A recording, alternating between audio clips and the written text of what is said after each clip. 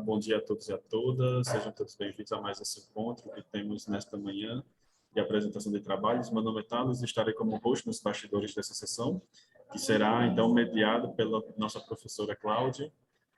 Qualquer dúvida, necessidade, vocês podem mandar mensagem através do chat. A nossa duração da sessão é de 2 horas, com intervalos de 20 a 30 minutos para a apresentação de cada um. O tempo regido pode ser utilizado para as discussões, então passo desde já para a gente iniciar as palavras para a nossa professora Cláudia. Professora, bom dia. Obrigado pela sua presença e a todos uma ótima apresentação.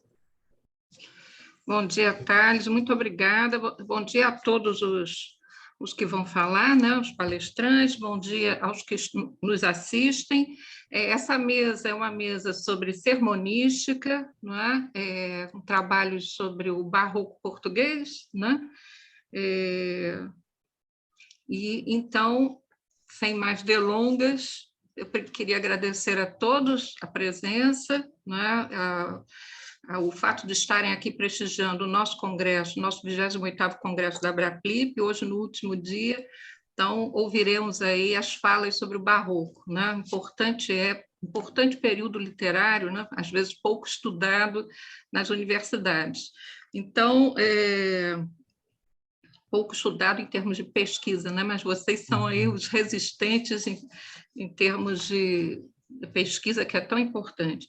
Passamos, então, sem mais delongas, a palavra ao Tiago Maerck de Oliveira, da Unicamp, que vai falar sobre São Francisco de Assis em 2 sermões hagiográficos pregados por Padre Antônio Vieira. Por favor, Tiago, então. Bom dia a todos. Cumprimento aqui a professora Cláudia, todos os colegas aqui desta mesa virtual, né? Um grande prazer, né, participar desse congresso. Agradeço essa oportunidade. E só uma correção, né? Eu fiz a minha formação, meu mestrado, doutorado na Unicamp, porém, atualmente eu faço pós-doc na Unifesp, tá? Na Universidade Federal de São Paulo, só para deixar isso registrado aqui. Tá? Então, eu vou compartilhar a minha tela com vocês. Bom, acho que vocês estão vendo, certo? A minha tela? Sim? Perfeito, Tiago. Sim? Ok, ótimo. Então, assim, a guisa de introdução, né, eu vou falar sobre 2 sermões do Padre Antônio Vieira, sobre especificamente a estigmatização de São Francisco de Assis, né? O primeiro deles foi pregado em 1646, na Igreja da Natividade, em Lisboa, e o segundo sermão sobre as chagas em 1672, em Roma. Né? E eu começo por explicar um pouco essa imagem que coloco no início, né? Essa imagem que foi pintada por Giotto, que mostra justamente o momento da estigmatização de São Francisco de Assis. E na interpretação da hermenêutica, vamos dizer assim, franciscana, né, dos autores franciscanos, Francisco, né, teria sido prefigurado pelo um anjo apocalíptico do 6º selo. Segundo, né, as interpretações franciscanas, o anjo apocalíptico, né, visto por João numa visão, pelo evangelista João, seria uma prefiguração da aparição de um anjo com 6 asas de fogo a São Francisco de Assis. E o Vieira, ele vai trocar um pouco essa interpretação. Ele não vai associar esse anjo apocalíptico na verdade, a um anjo do 6º selo, né, ou essa aparição a São Francisco, mas ele vai associar esse anjo a São Miguel. Então, ele faz uma troca, né? O Vieira, ele troca um pouco uma interpretação que é canônica nos estudos ou nos autores franciscanos, e vai associar esse anjo a São Miguel. É porque os franciscanos não associam esse anjo a São Miguel, né? Mas um anjo, né, de 6 asas de fogo que se confunde com o próprio Cristo, né? A imagem mostra isso. Então, o meu intuito aqui é investigar, né, e propor uma hipótese para essa mudança que o Vieira realiza, certo? E a partir disso, eu passo, então, feita essa introdução, a leitura do meu texto, certo? Padre Antônio Vieira, e especialmente em seus sermões, possui uma fortuna crítica vastíssima. No entanto, relativamente a seus sermões dedicados a São Francisco de Assis, desconheço outras páginas além das presentes em Teatro do Sacramento, de Alcir Pécora. Convém, a priori, trazer à tona a questão central deste teatro, que pode auxiliar a compreender a complexidade do pensamento vieriano em sua dimensão teológico-retórico-política, para usar a expressão empregada pelo próprio Pécora. Segundo ele, o aspecto sacramental perpassa toda a parenética de Vieira, sacramental entendido aí como o elemento que proporciona a relação de Deus com os homens, ou, em outras palavras, a imanência divina no mundo.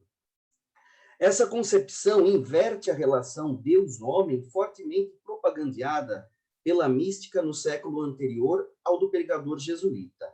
No século XVI, a tônica incide justamente no movimento contrário, ou seja, na ascendência do homem até Deus por meio dos chamados exercícios espirituais. A união mística constrói-se ao longo de um itinerário da alma a Deus, perpassando 3 vias: purgativa, iluminativa e unitiva. Seguindo essa tendência, Garcia Jiménez de Cisneros, reformador beneditino, abade do mosteiro de Montserrat, no prólogo do seu Exerciçatório de la Vida Espiritual, que seria modelo à produção dos exercícios espirituais de Santo Inácio de Loyola, após citar as 3 vias, esboça aquilo que todo cristão deve ter em mente, que por certos e determinados exercícios, segundo os dias da semana, meditando, orando, contemplando, ordenadamente, poderá subir e alcançar o fim desejado, que é juntar a alma com Deus. A proposta de Cisneros é a prática da oração mental e do exame de consciência chamado Barrer el Espírito. Exatamente o que propunha, no mesmo ano de 1500, o capítulo geral dos beneditinos reformados da congregação de Valladolid, que passaria depois aos de Montserrat. Na esteira do abade beneditino, há um franciscano que, segundo Melquíades Andres, é o místico espanhol mais importante do século XVI, atrás apenas de Santa Teresa de Jesus, por quem, diga-se de passagem, foi admirado, e de São João da Cruz. Trata-se de Francisco de Osuna, cuja obra mais importante é o Terceiro Abecedário Espiritual. No capítulo 4 do 14º tratado da terceira parte, o místico parece valorizar a oração e conceder um lugar secundário ao trabalho, ao menos em sua dimensão física. Chega mesmo a dizer que as ordens religiosas foram instituídas para orar, e que, apesar de a vida ativa ser necessária, a contemplação havia de ser mais valorizada.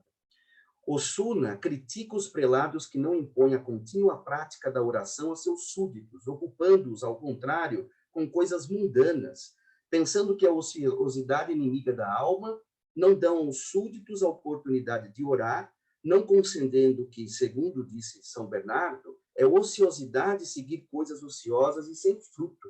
Para Andres, referentemente ao contexto espanhol, mas que poderia ser entendido e estendido também a Portugal, esse movimento místico teria influenciado, inclusive, a reforma da Igreja no século XVI. E aqui eu cito Andres. La mística constitui la realización de nuestro ideal de reforma. Ella se encarna primero y primordialmente en la vía del recogimiento y en las demás que nacen de su seno. Encarna un proyecto de hombre nuevo y en él que se integra exterior, interior y superior, alma y espíritu. Dios y hombre, hombre y todos los hombres. Este hombre nuevo, realizado por la purificación de los sentidos y potencias, por la austeridad y mortificación, realizará a reforma da Igreja. Os místicos franciscanos espanhóis, entusiasmados com a espiritualidade da reforma beneditina na Espanha, tornam-se modelo à formação da mística carmelitana, propagando também o conceito de exercícios espirituais. No século XVI, eles estavam em voga, servindo de modelo também a escola jesuíta, cujo maior exemplo é o citado Tratado de Loyola. É perceptível que a união mística dava-se mais por um movimento ascendente que descendente. Havia um caminho de ascensão para ser percorrido, ao final do qual se encontrava o próprio Deus. Por isso, a sobrevalorização da oração mental, da vida retirada, do apartar-se do mundo, do isolamento, como aspecto imprescindível para o encontro com o mistério. Essa mística está presente nos tratados de franciscanos, como Francisco de Osuna, de Alonso de Madrid, de Bernabé de Palma e de Bernardino de Laredo. Contudo, o foco na subida ou na via até Deus, para retomar os títulos dos tratados de Laredo e de Palma, respectivamente, Subida del Monte Sion e Via Espíritos, promove uma guinada na mística tradicional franciscana de caráter predominantemente boaventuriano. Na teologia mística de São Boaventura, construída principalmente no itinerário Mentes in Deum e na de Tríplice Via alias Incendium Amoris, o caminho para Deus constrói-se por meio de 7 degraus que o homem deve subir para se unir ao divino. Os 2 primeiros encontram-se no próprio mundo sensível, os 2 seguintes no interior do próprio homem. 5º e 6º degraus localizam-se fora do mundo e do próprio homem, e no 7º contemplar-se-ia definitivamente a união mística. No entanto, o que parece ser um itinerário ascendente, na verdade, não o é. Ao colocar o ponto de partida no próprio mundo criado, no qual Deus está presente por meio de seus vestígios, Boaventura insere a imanência divina como parte importante nesse caminho de união. Não só o homem se une com Deus, o próprio Deus se une ao homem. Em outras palavras, à medida que o homem caminha em direção ao ser divino, o próprio ser divino desce ao encontro do homem. Esse caminho místico é, pois, ao mesmo tempo, imanente e transcendente. Na Legenda Maior de Boaventura, a vida de São Francisco é estruturada de acordo com esse itinerário.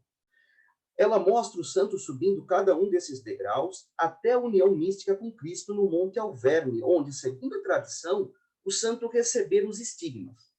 Momento central dessa hagiografia, o encontro de Francisco, que já havia percorrido todo o itinerário para Deus, com esse encontro com o serafim chagado, revela essa mística transcendente e imanente. O santo fora, pelo desejo seráfico, transportado para Deus. E aí eu cito Boaventura. Ele diz o seguinte: assim transportado em Deus pelo desejo seráfico do ator, e o próprio Deus na figura do serafim, fora o encontro de Francisco por meio de um voo muito rápido. Boaventura diz: num rápido voo, chegou ele, o serafim, ao lugar onde estava o homem de Deus.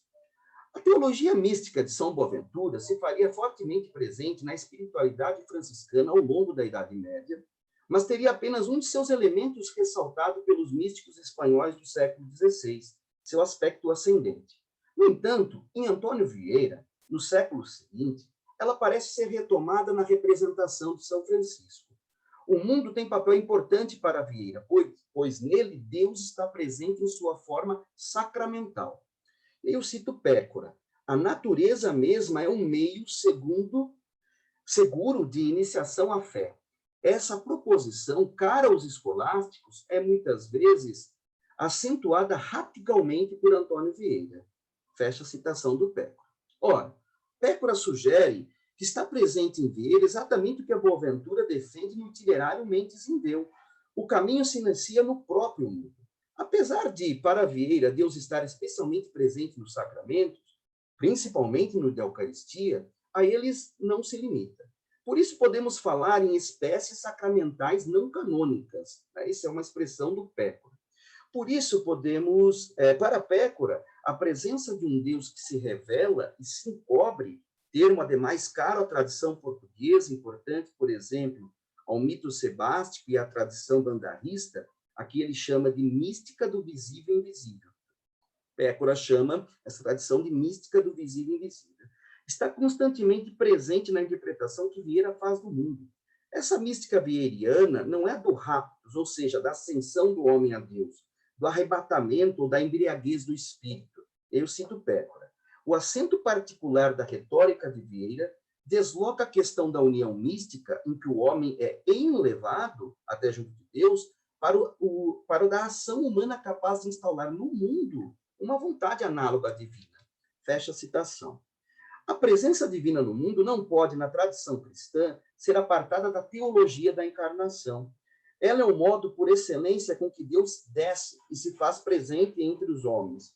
De acordo com Alex Vilas Boas, relendo a teologia de Hans Urs von Balthasar, o nascimento de uma forma teológica como Logos, relacionada à encarnação, inicia-se com Irineu de Lyon, no combate ao dualismo gnóstico entre o mundo divino da plenitude e o mundo material imerso no pecado. E aí eu cito Vilas Boas e projeto para vocês na tela. O Logos de Irineu visa combater as fantasias gnósticas, afirmando a realidade a partir de Deus Criador e da encarnação do Verbo, bem como da redenção do Espírito, de modo que a teologia, nesse contexto, ou é realista ou não é nada, resultando em uma concepção de fórmula teológica que se consagrou como um modo de pensar realista.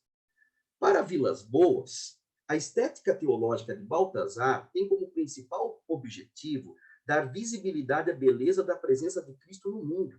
É algo semelhante a esse modo de pensar realista que Alcir Pécora identifica na teologia vieiriana quando afirma, por exemplo, que Vieira parece tangenciar o imanentismo.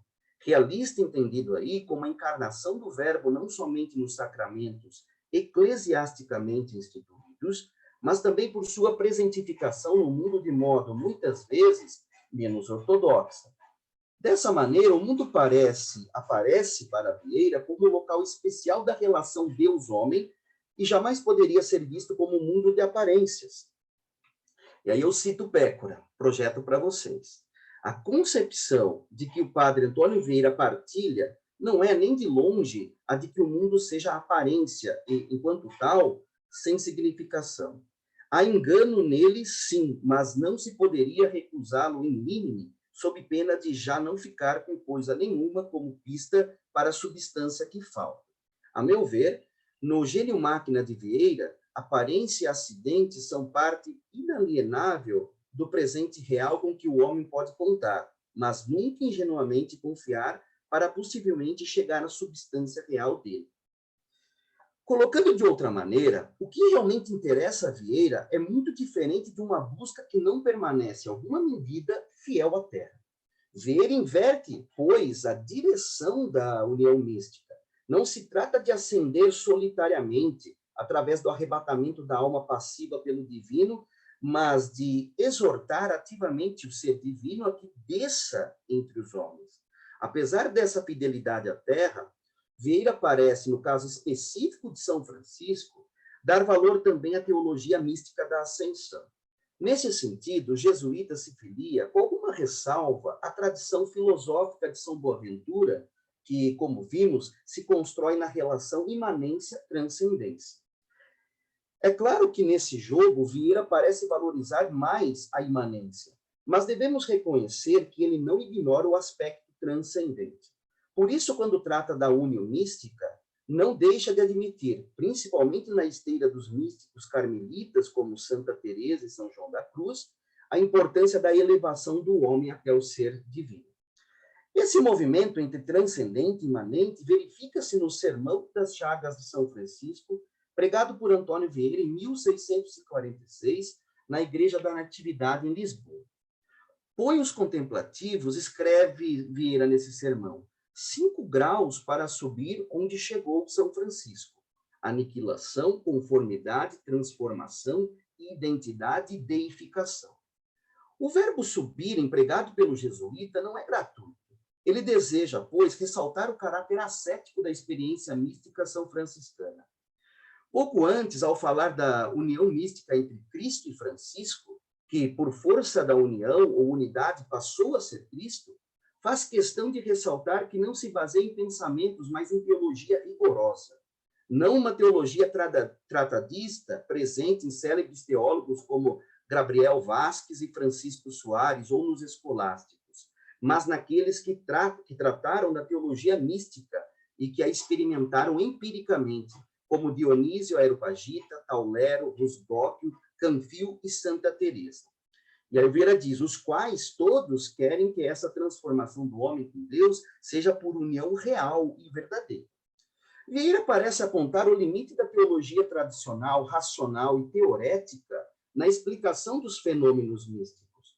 Por isso recorre a autores místicos e enfatiza a possibilidade da união real com Cristo, como comprovam Santa Teresa e São Francisco, não por meio de tratados teóricos, mas pelas suas próprias vidas.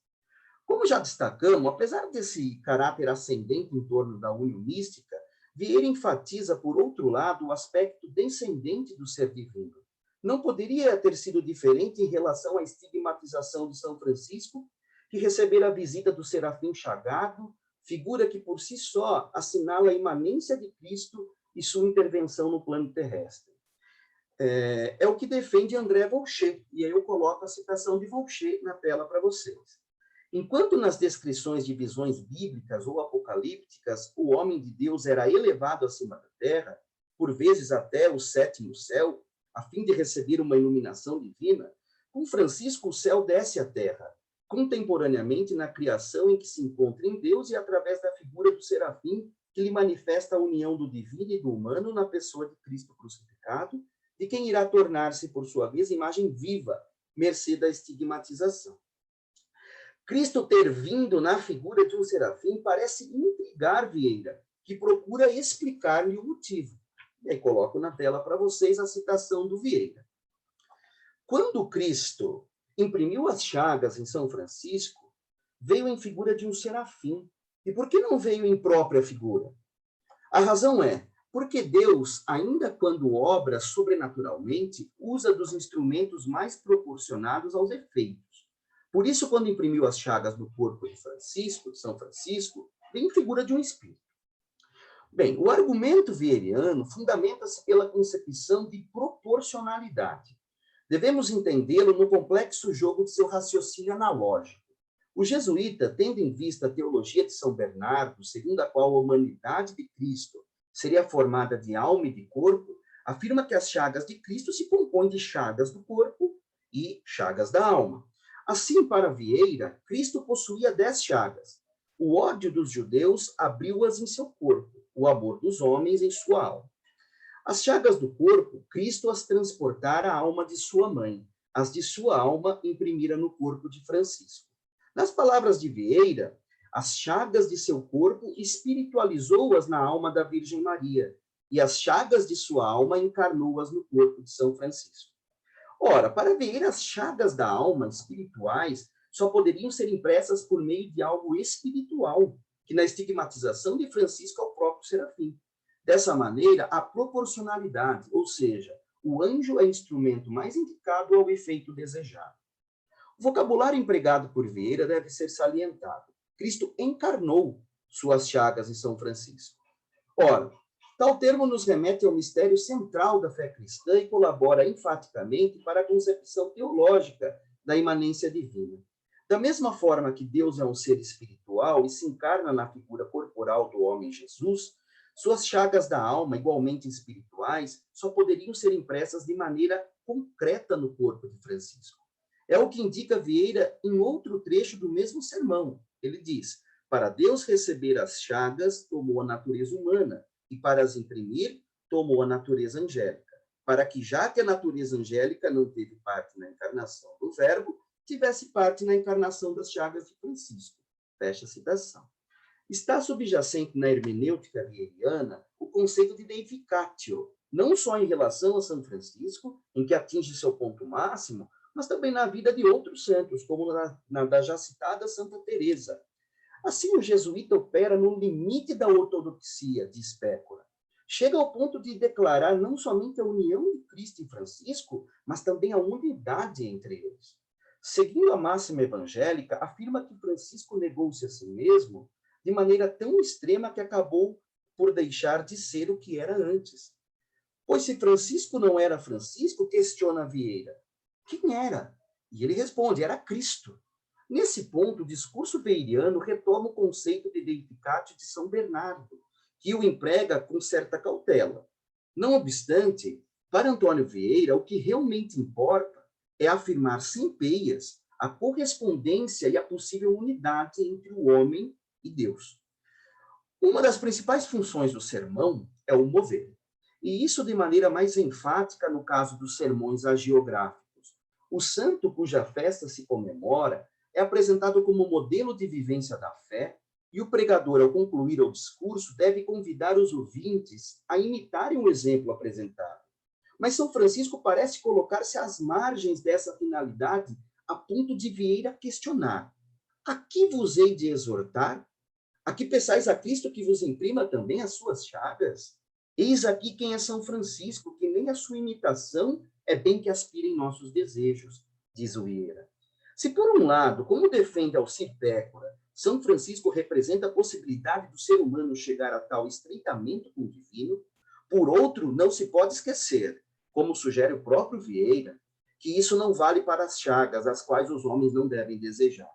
De qualquer maneira, não desejar não significa impossibilidade, porque Cristo era Deus e Francisco um homem. Dessa forma, o pregador pretende também inserir seu discurso na órbita da ortodoxia, pois apesar de antes quase assinalar a unidade entre Deus e homem, acaba por distingui-los na conclusão do sermão. No século XVII, quando Antônio Vieira profere este sermão, as polêmicas acerca da realidade do milagre das chagas praticamente haviam desaparecido e a Igreja já atestara decididamente sua veracidade. Vieira não o contesta como muitos fizeram antes. No entanto, a caracterização de São Francisco aí destoa daquela comumente levada a cabo pelos franciscanos.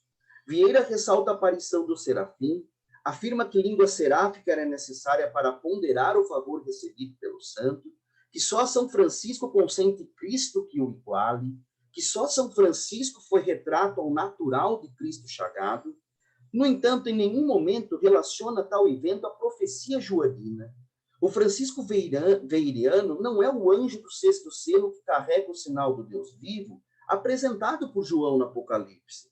Nesse sentido, o máximo a que chega Vieira é afirmar que o serafim era, na verdade, o anjo São Miguel. E aí eu projeto a citação para vocês. E como as chagas que uma vez se abriram e esculpiram no Monte Calvário se haviam de abrir e esculpir outra vez no Monte Alvérnio, por isso diz o anjo que não só se havia de abrir e esculpir a pedra, senão que se haviam de abrir as mesmas aberturas. O anjo que isso disse foi o serafim São Miguel, o mesmo que imprimiu as chagas a São Francisco. Estava São Francisco naquele monte contemplando uma quaresma de São Miguel, e por isso, com muita razão, foi o mesmo anjo, né, São Miguel, o ministro, o instrumento que Cristo acolheu, e o serafim de que se vestiu para a impressão das chagas. Assim o afirmam e provam graves comentadores do Apocalipse sobre aquelas palavras, vide alterum angelorum amit insigno Dei vivo. E como mesmo São Miguel, que falava como profeta, era o que havia de fazer esta impressão, por isso não só disse que haviam de ser impressas e restampadas aquelas chagas, senão que ele mesmo havia de ser o que as imprimisse. Final da citação. Então, nesse excerto, Vieira emprega a interpretação figural para associar o anjo apocalíptico àquele que aparecera a São Francisco. Para isso, cita o versículo bíblico, vi outro anjo que tinha o selo do Deus vivo. Para o jesuíta, o anjo visto por São João é o próprio São Miguel. Em momento algum, tal personagem é associado a São Francisco, como fez a maioria dos intérpretes franciscanos anteriores. De tal forma, o selo carregado pelo anjo não simboliza as chagas de Francisco, mas as do próprio serafim São Miguel. Além disso, Vieira não apresenta detalhes sobre a aparição do anjo, silencia, por exemplo, sobre a quantidade de asas e a disposição delas, num visível esforço para não associar tal personagem aos serafins isaíticos. Por que Vieira teria procedido de tal maneira e quais seriam suas intenções? Antes de responder a essas questões, devemos retornar a São Boaventura, precisamente a seu objetivo em relacionar o anjo apocalíptico a São Francisco. O autor da Legenda Maior cita também o Apocalipse. Ao abrir-se o sexto selo, vi, diz João no Apocalipse, outro anjo subindo ao nascer do sol, tendo o selo de Deus vivo. Depois afirma ser esse anjo o próprio São Francisco. Ao abrir-se o sexto selo, vi, diz João no Apocalipse, outro anjo ao nascer do sol, tendo o selo de Deus vivo. Vieira, portanto, altera a interpretação boaventuriana e sabe exatamente o que faz. Se ele não contesta diretamente Boaventura, o que seria inadmissível pela importância dele, também não lhe dá crédito, não ao menos para reforçar a hermenêutica seráfica presente em muitas vidas de Francisco. No entanto, Antônio Vieira conhecia muito bem esse tipo de interpretação, como se apreende de outro sermão, né, o Sermão das Chagas de São Francisco, esse pregado 26 anos depois, em 1672, na cidade de Roma. Nesse sermão, o jesuíta cita diretamente São Boaventura, precisamente ao descrever as chagas de Francisco. Notou São Boaventura que os cravos das chagas de Francisco não só lhe transpassavam as mãos e os pés, senão que da outra parte oposta estavam torcidos, dobrados e como rebatidos. O trechinho do sermão, o segundo sermão. Na introdução à edição dos sermões a qual utilizamos, Carlota Urbano e Margarida Miranda defende que, mesmo quando o santo celebrado se repete, não se repete o pregador, embora evoque os mesmos feitos e prodígios ou as mesmas virtudes e milagres. É exatamente o que verificamos acerca desses sermões sobre as chagas de São Francisco. Vieira retoma, sim, argumentos e virtudes semelhantes. A relação entre Calvário e Alverne, o fato de Cristo aparecer a Francisco sob a figura de um serafim, que as chagas de Cristo foram produzidas pelo ódio dos judeus e as de Francisco pelo amor dos homens, a transformação de Francisco em Cristo, etc. No entanto, ao tratar das chagas de Cristo, de Maria e de Francisco, especificamente a do coração, o argumento é similar, mas não idêntico. Sobre a lança que teria causado tal ferida, declara que a de Cristo feriu o corpo, mas não feriu a alma. A de Maria feriu a alma, mas não feriu o corpo. A de Francisco feriu o corpo e juntamente a alma, diz Vieira. De tal maneira, há uma inversão no que proferiram no primeiro sermão. Lá simpatizam as chagas do corpo de Francisco e as da alma de Maria. Aqui o santo parece chagado, não somente no exterior, mas também interiormente. O modelo emulado é novamente São Boaventura, segundo o qual, diante da visão do serafim, Francisco teria sentido um misto de dor e de alegria. Alegrava-se pelo aspecto gracioso de Cristo na figura do serafim, mas o fato de estar pregado na cruz transpassava a alma do santo com uma espada de dor compassiva. Compreende-se pelos exemplos referidos uma maior aproximação à legenda de Boaventura, fato percebido também quando Vieira afirma que Cristo, transformado em um serafim de amor, tornou a restampar as mesmas chagas em Francisco. O jesuíta tem diante dos olhos a mística do amor que moldura a estigmatização de São Francisco na legenda maior. O hagiógrafo narra que Francisco, antes da aparição do serafim, estava repleto do amoris incendium. Esse incêndio do amor é recuperado por Vieira em outro trecho do mesmo sermão. E aí eu projeto para vocês. O mesmo estilo guardou Cristo na segunda impressão das suas chagas, assim como lá reiterou a sua paixão e a passou ao sacramento, assim cá reiterou as suas chagas e as sacramentou em Francisco. E assim como no sacramento foi ele e o seu amor o ministro, assim na impressão das chagas foi ele e o seu amor o artífice. O autor pretende assinalar a paridade entre a paixão de Cristo e a paixão de Francisco. Para isso, retoma a concepção de sacramento. Morre e padece Cristo no Calvário, e não somente com haver morto e padecido uma vez, torna a renovar a mesma paixão e a mesma morte no mistério sacrossanto da Eucaristia. De maneira análoga, Cristo sacramenta sua paixão em Francisco, veículo adequado para a manifestação divina no mundo. Quem vê Francisco vê o próprio Cristo crucificado. Vieira, retomando o tema boaventuriano, afirma que essa renovação da paixão de Cristo, quer na Eucaristia, quer na figura do santo, teve como ministro e artífice o amor. Depois, o jesuíta afirma ainda que renovou Cristo as suas chagas em Francisco para que o mundo, que tanto se vai esfriando, se acendesse no fogo do seu amor. Apesar de Vieira ter em vista a legenda maior, não relaciona o serafim apocalíptico a Francisco, como fez Boaventura e a tradição franciscana antes e depois dele. Por quê? Ao exaltar de tal modo o fundador, os franciscanos desejavam também colocar em lugar de destaque a ordem por ele fundada. Os franciscanos teriam, então, um papel importante a cumprir na história da salvação, principalmente porque seu fundador, nessa chave hermenêutica, foi escolhido por Deus para implantar seu reino na terra. Para alimentar essa imagética, os franciscanos se declaravam continuadores dessa missão, enfatizando sua presença em todas as partes do mundo conhecido. Se Vieira não podia contestar a interpretação de Boaventura, pela autoridade que o doutor seráfico representava a ortodoxia eclesiástica, podia, isso sim, não dar voz a aspectos que pudessem enfatizar a primazia da ordem seráfica, a qual rivalizava, especialmente no Brasil colônia, com a ordem fundada por Inácio de Loyola. Por isso, para Vieira, São Francisco se torna um alter Christus, mas não pode ser interpretado como serafim chagado. O jesuíta pretende, isto sim, assinalar a semelhança entre Cristo e Francisco e declara que os que querem engrandecer a semelhança destas duas estampas dizem: despia Francisco e vereis a Cristo, vesti a Cristo e vereis a Francisco. Depois arremata com uma pergunta: mas se ambos nus, ambos chagados, onde acharemos a diferença? Ao que responde teologicamente: a diferença de um crucificado ao outro crucificado é que não há união hipostática, não há união hipostática. No outro, não. Um há, o outro não.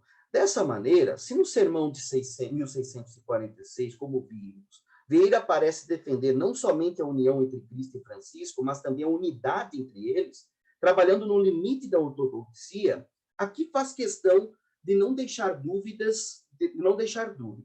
Enquanto a encarnação remete-nos à unidade, ou seja, à concepção de que Deus e homem, pela união hipostática, tornam-se unificados, a união entre Cristo e Francisco, essa unidade não existe.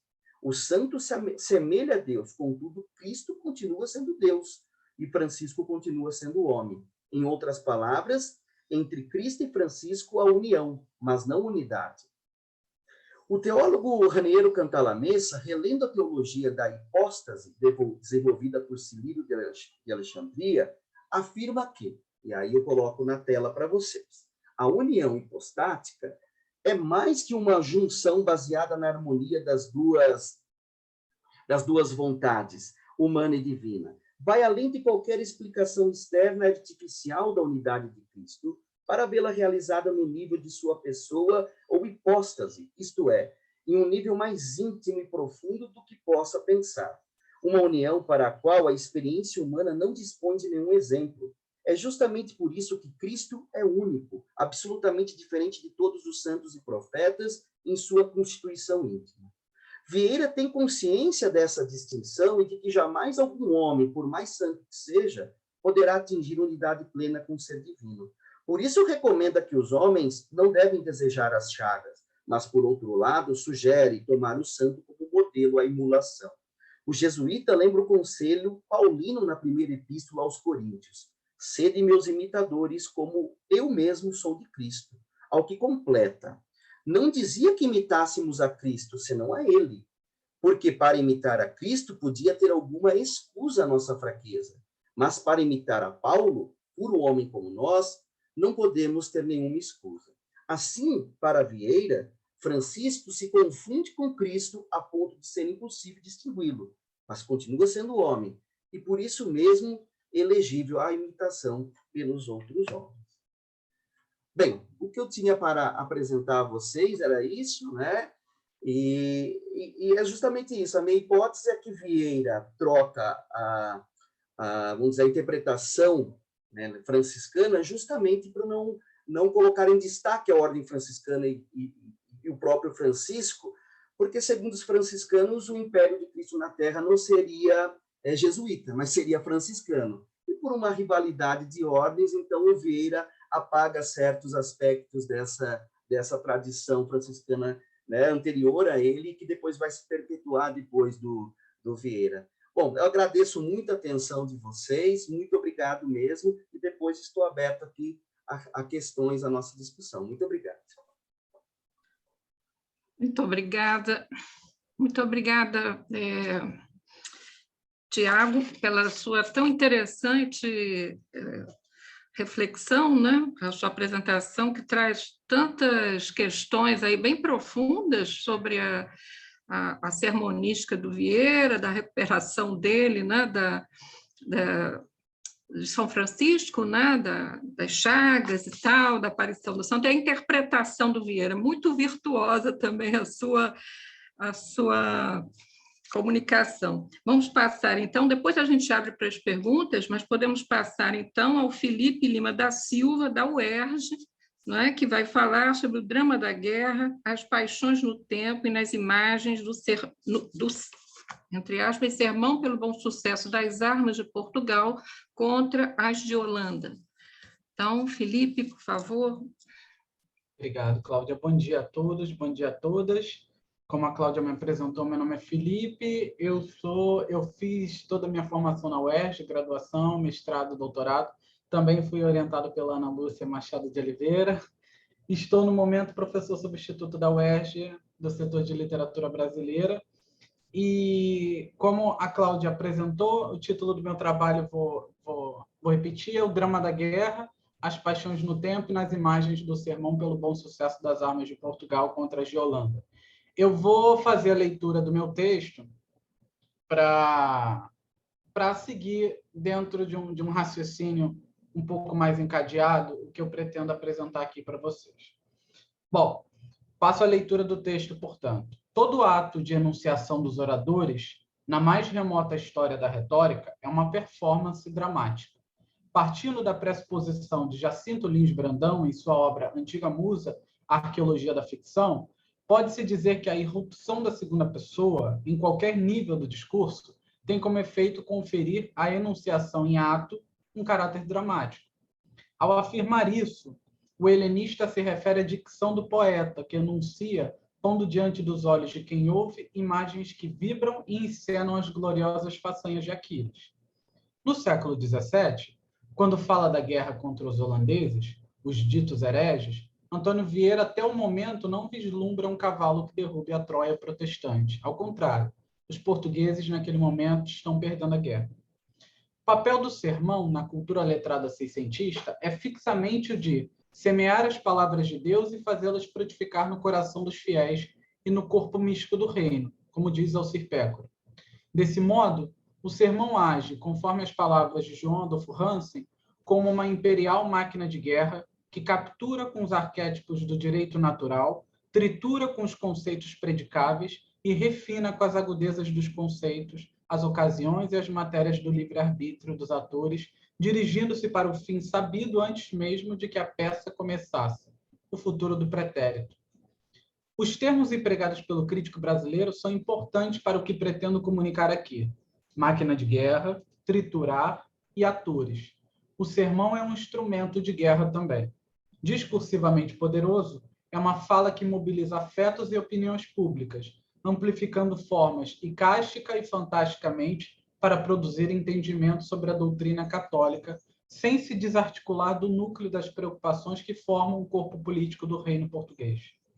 O prestígio atribuído à oratória sacra naquela época conferia ao pregador com maior ou menor liberdade, abre aspas, o direito e o dever de admoestar do alto do púlpito não apenas a raia miúda e os elementos dirigentes, mas até os próprios monarcas.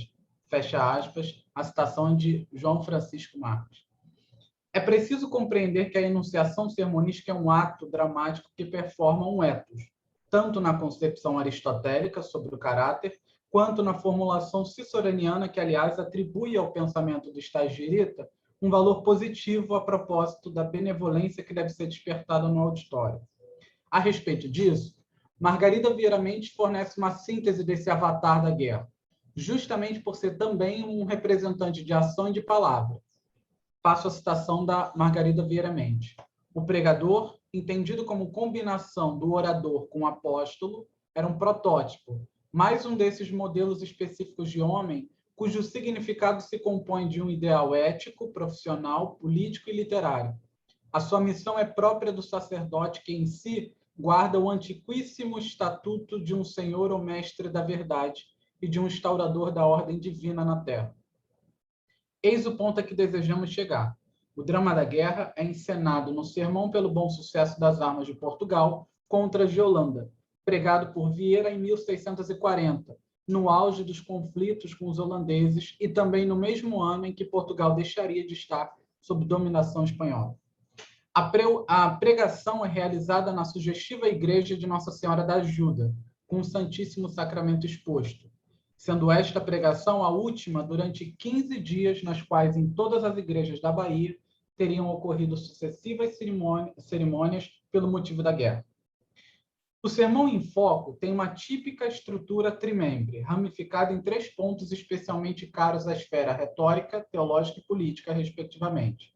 Primeiro, é o engenho dos entimemas aplicados pela retórica do pregador acerca da fatídica vitória dos holandeses sobre os portugueses. O segundo é o posicionamento sobre Portugal ser considerado como potência eleita por Deus para difundir a cristandade. E o terceiro é o jogo dramático encenado no sermão para fim de ampliar a eficácia da ação pregatória. Ressalte-se que a relação de Vieira com acontecimentos como esse é anterior ao ano de 1640.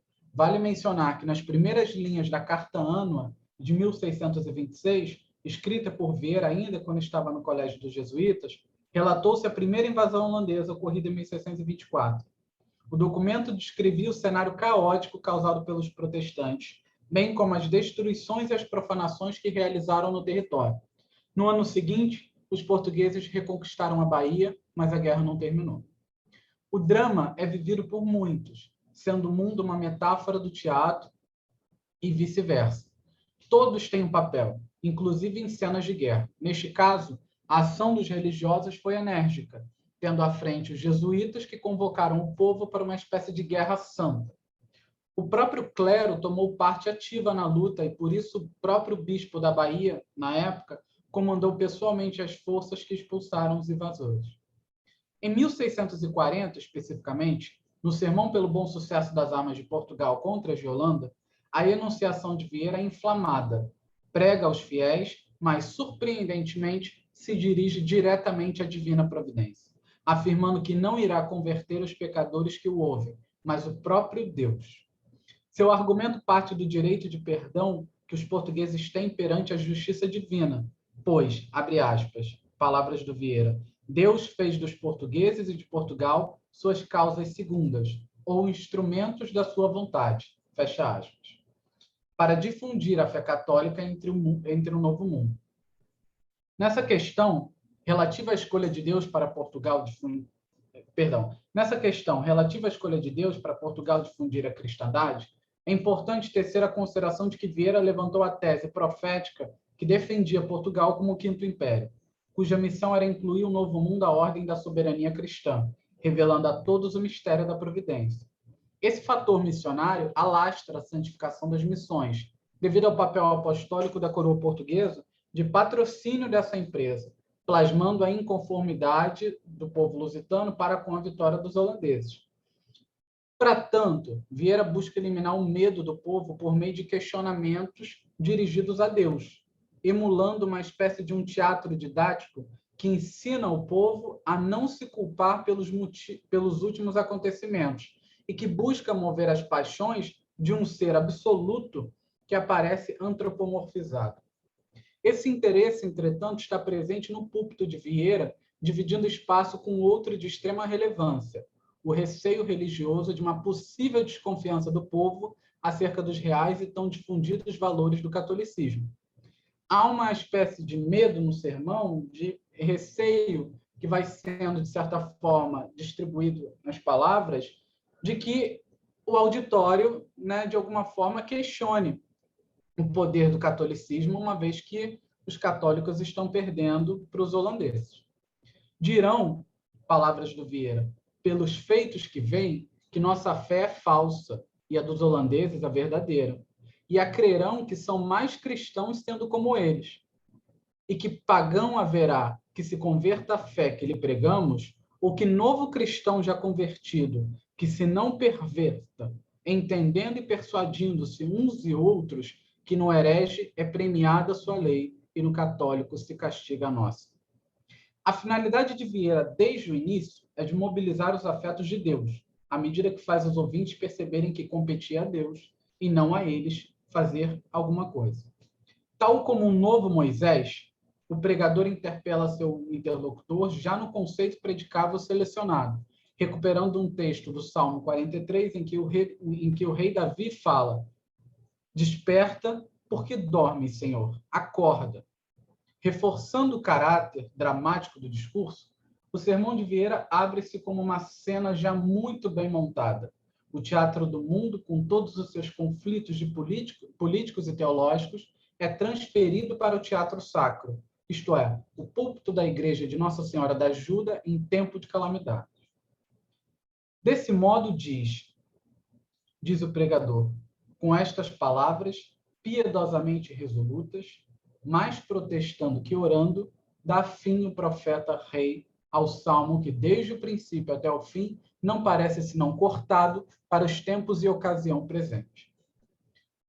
No discurso de Vieira, Deus é a segunda pessoa, plenamente figurado com caracteres humanos que podem ser sensibilizados no fim da pregação. Por esse motivo, esclarece, abre aspas, não hei de pregar ao povo, não hei de falar com os homens, mais alto hão de sair minhas palavras, ou as minhas vozes. A vosso peito divino se há de dirigir todo o sermão. Fecha aspas.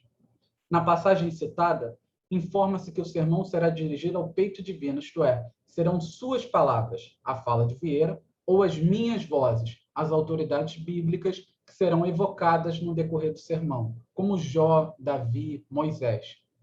Esses ecos que reverberiam até o peito divino são signos representativos da historiografia religiosa que, em algum tempo, interagiram com Deus sob alguma forma, assim como Vieira tentará fazer.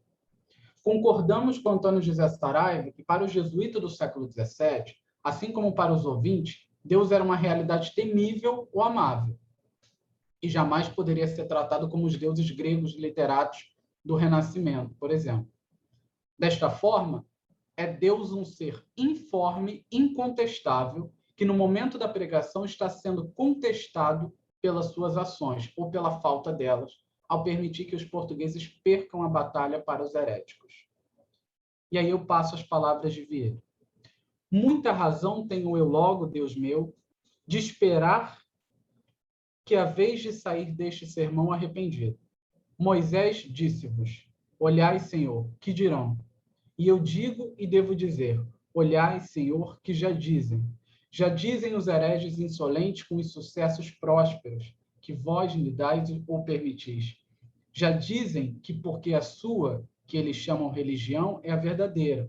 Por isso Deus os ajuda e vence. E porque a nossa, errada e falsa, por isso nos desfavorece e somos vencidos. Assim o dizem, assim o pregam, e ainda mal porque não faltará quem os creia. Pois é possível, Senhor, que hão de ser vossas permissões de argumentos contra a vossa fé? É possível que se hão de ocasionar de nossos castigos blasfêmias contra vosso nome? Que diga o herege, o que treme de o pronunciar a língua, que diga o herege, que Deus está holandês? Ó, não permitais tal, Deus meu, não permitais tal por quem sois. Não digo por nós, que pouco ia em que nos castigasses. Não digo pelo Brasil, que pouco ia em que o destruísses. Por vós o digo, e pela honra de vosso santíssimo nome, que tão imprudentemente se vê blasfemado. O jogo dramático de velar e revelar a fala, realizado por Vieira, deslocando o acento da derrota dos portugueses para posicionar sobre a derrota da fé em Deus, revela também o pregador que é ator. Assim como expõe, segundo as palavras de José Antônio Saraiva, a evocação de outras situações bíblicas que reforçam o caráter dramático do sermão. Fecha aspas. A seleção dos exemplos relativos às figuras religiosas que aparecem na sermonística são, retoricamente, traços de uma defesa de um ponto de vista. É uma guerra do discurso em que, com palavras de fogo, se tenta convencer o criador das línguas de fogo. No movimento cuidadoso de posições marcadas no palco, que é o púlpito, para cada passo na argumentação, a fim de defender o interesse político pela retórica, o orador caminha cuidadosamente na relação que estabelece entre ortodoxia e heterodoxia. Argumentamos, sim, palavras de Vieira, mas de vós para vós. Apelamos, mas de Deus para Deus, de Deus justo para Deus misericordioso. E como do peito, Senhor, vos hão de sair todas as setas, mal poderão ofender vossa bondade. Mas porque a dor, quando é grande, sempre arrasta o afeto, e o acerto das palavras é descrédito da mesma dor, para que o justo sentimento dos males presentes não passe os limites sagrados de quem fala diante de Deus e com Deus, em tudo que me atrever a dizer, seguirei as pisadas sólidas dos que, em semelhantes ocasiões, guiados por vosso mesmo Espírito, oraram e exoraram vossa piedade. Então, já se justifica, de certa forma, né, que qualquer ousadia discursiva ele vai se basear, ele vai se fundamentar nas autoridades das Escrituras. Convocar essas vozes garante a Vieira, diante do público, o status quo de mensageiro hermeneuta, prefigurando-o diante de Deus como um representante autorizado e detentor de argumentos plausíveis que não fazem dele um mero suplicante, mas um pregador capaz, abre aspas, de uma espécie de meio de pressão psicológica, fecha aspas. A expressão é do José Antônio Saraiva, é uma expressão ambígua, mas é interessante a gente pensar em alguma medida por estar discutindo, de alguma forma, esse conjunto de paixões que o Vieira mobiliza. Mobilizando essas paixões no interior do próprio Deus, o pregador tenta afetar o interior absoluto do ser por meio do medo, do arrependimento e talvez até da própria culpa. No exórdio do sermão, os argumentos são divididos não segundo a ordem intelectual, extraídos da definição teológica de divindade, mas no campo dos argumentos sensíveis, isto é, da percepção concebida pela natureza ordenada das paixões, ou desordenada também, desenvolvendo uma tática que leva em conta os afetos, procurando atingi-lo no reduto de sua subjetividade. A expressão é do José Antônio Saraiva. Além disso, é sobrelevado o tom irônico que o discurso do jesuíta assume, à medida que se encarrega de pregar a doutrina católica e dar brilho aos valores da ortodoxia em nome do próprio Deus.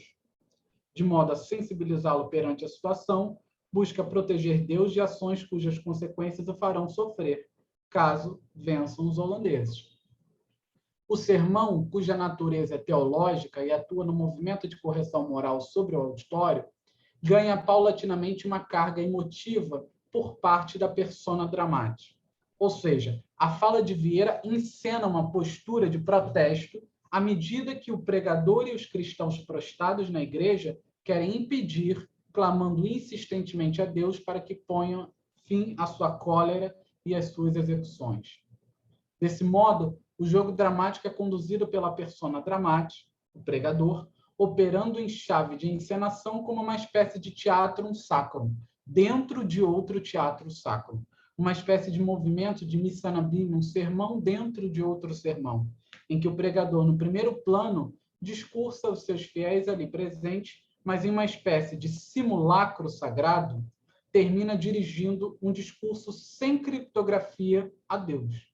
O fenômeno presente no ato da fala de Vieira, sob outras condições, vai se repetir no Sermão de Santo Antônio aos Peixes, em 1654, pregado no Maranhão, sob o modelo de uma teatralização que dobra e redobra o discurso, bifocalizando o referencial no duplo Antônio, Santo Antônio, e o pregador Antônio, que fala e sobre o qual se fala para um duplo auditório que devora uns aos outros em níveis diferentes para a régua da hermenêutica veriana. Peixes no mar, colunas na terra, né? Os dois grupos se devoram constantemente. O drama da guerra, que constitui o Sermão de Vieira, acentua seu caráter teatral, distinguindo de uma trivial espetacularização profana. Em razão disso, eu retomo as palavras de João Adolfo Hansen sobre o caráter discreto do teatro de Vieira.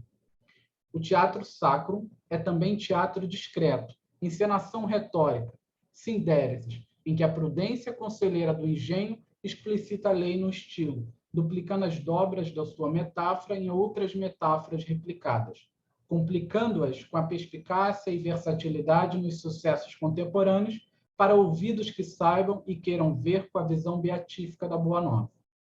Em síntese, para o inaciano, o púlpito é o lugar de representação em que Deus não está somente no interior do espetáculo, como uma personagem muda, está no exterior também, enquanto público ou destinatário da mensagem.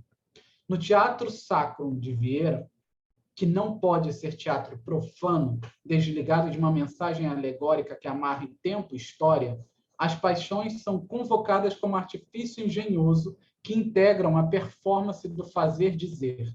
Fazendo suas perguntas a Deus, Vieira diz ao auditório que a perda de Portugal nessa batalha não pode ser confundida com a fraqueza que se associa a Portugal ou à Igreja Católica, mas que é a ausência de Deus a primeira razão da derrota. Margarida Vieira Mendes nos recorda que, para além de uma representação imaginária da pregação, abre aspas, a autorreferencialidade aponta para fenômenos não verbais, mas antes funcionais, gestuais, interacionais.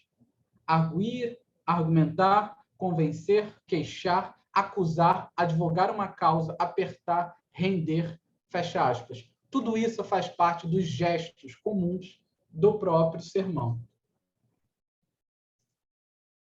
Ainda no que tange a teatralização em cena, é importante considerar que para o discurso, logos, o ethos e o pathos ajustam-se, segundo as convenções retóricas, na ação discursiva. Por isso, a fala dramática de Vieira, como forma substantiva, não deveria ser lida apenas como representação mimética da ação pregatória.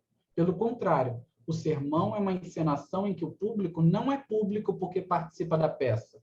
O protagonista representa como se fosse um papel de ator a paixão que ele próprio sente.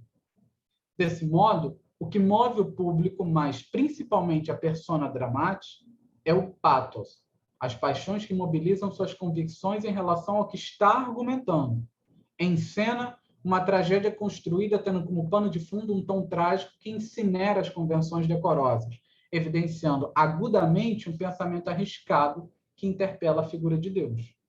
Mobilizando assombrosamente a piedade e o terror, o pregador ator Antônio Vieira não se isenta de desejar atingir a catarse, eliminando o medo do povo e pondo em discussão as rotas traçadas pela providência nos planos inscritos na história. Abre aspas, palavras de Vieira. Se determináveis dar estas mesmas terras aos piratas de Holanda, por que lhes não destes enquanto eram agrestes e incultas, senão agora? Fecha aspas. Antônio Vieira não transita impensadamente entre o mundo da pregação e o âmbito da encenação profana, mas apresenta-se diante dessas duas formas de modular a palavra quando, muitas vezes, atinge um domínio discursivo que escapa da convenção retórica, alcançando, por um triz, um horizonte linguístico que se configura quase como uma espécie de heresia. No Sermão em Foco, Deus é uma forma para o pregador, e seu intento não se retrai, dado que é de aspiração que Deus seja movido em seu estado antropomórfico, pois está pleno de paixões, está feito da mesma natureza que a dos homens, tal como quando se fez carne. É digno de nota destacar que os caracteres que diferenciam, de certa forma, o Deus bíblico dos deuses homéricos, dado que o primeiro é a própria noção absoluta de ser, a proporção que aqueles são a natureza concebida à imagem do homem, o Deus cristão é o mistério por excelência, que está presente dentro e diante de nós, ao passo que os deuses greco-romanos observam de fora, são objetivos, determinados em um espaço ordenado e seus atos localizam-se numa corrente de causas e efeitos, limitando e relativizando as suas ações, ainda que fossem poderosas. Desse modo, não estamos transpondo o universo da teoria poética da tragédia clássica, antiga, para o campo da parenética veriana, mas correspondendo a alguns pontos que podem ser rentáveis para outras leituras. As armadilhas no âmbito sermonístico são produzidas a partir da ramificação sagrada sobre a história de Jesus. Vieira, para semelhar ainda mais Deus aos homens, convoca sua mãe carnal, a Virgem Maria, associando Deus a quem Vieira se dirige e o Deus do Velho Testamento, o de Moisés. Pode-se perceber que este não se distingue daquele.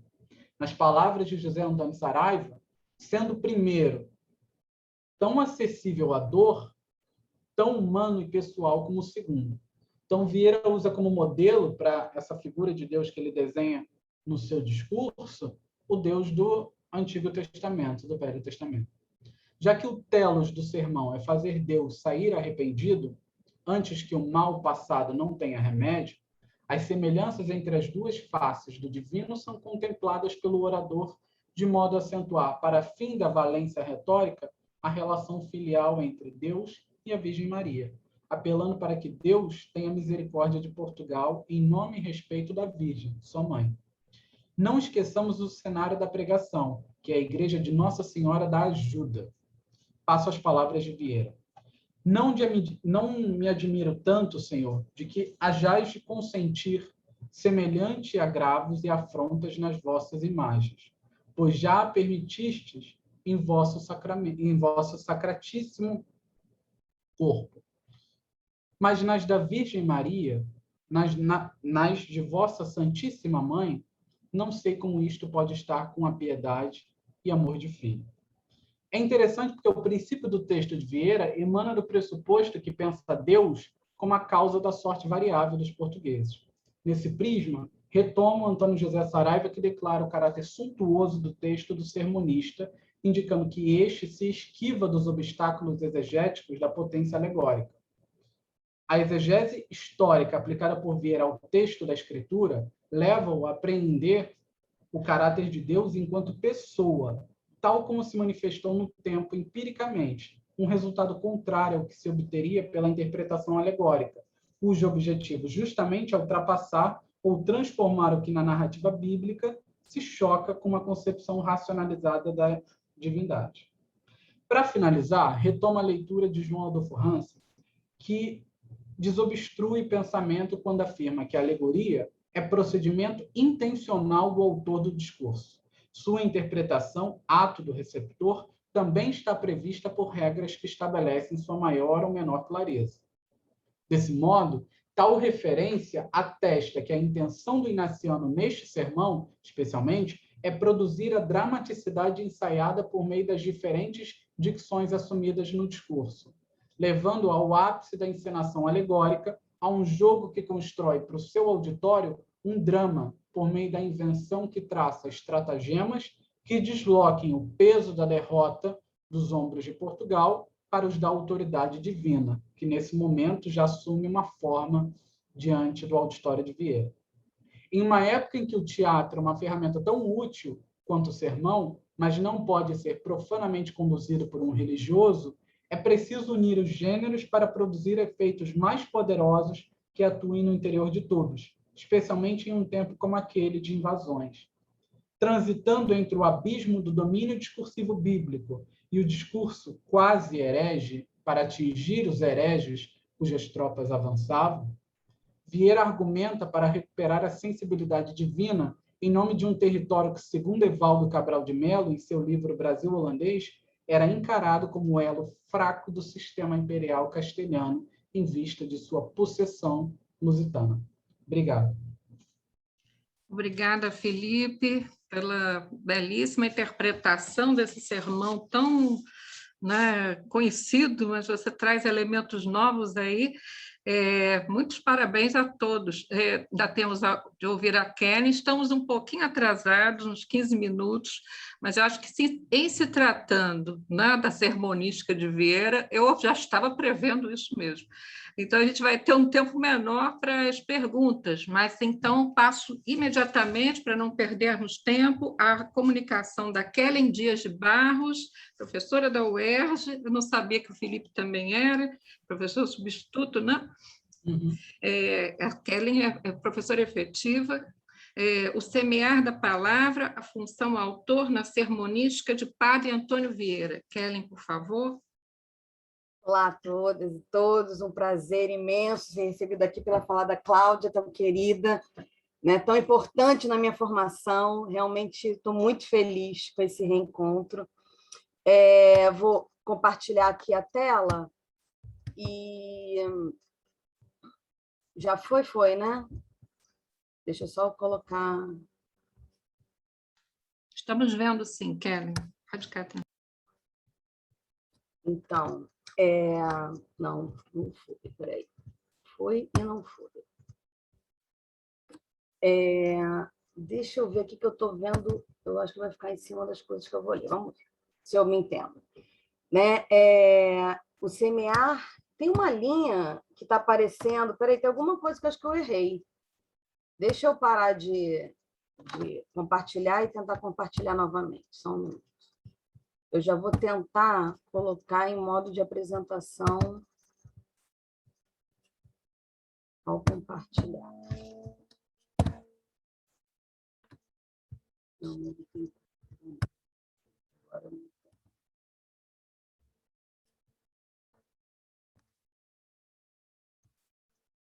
Pronto.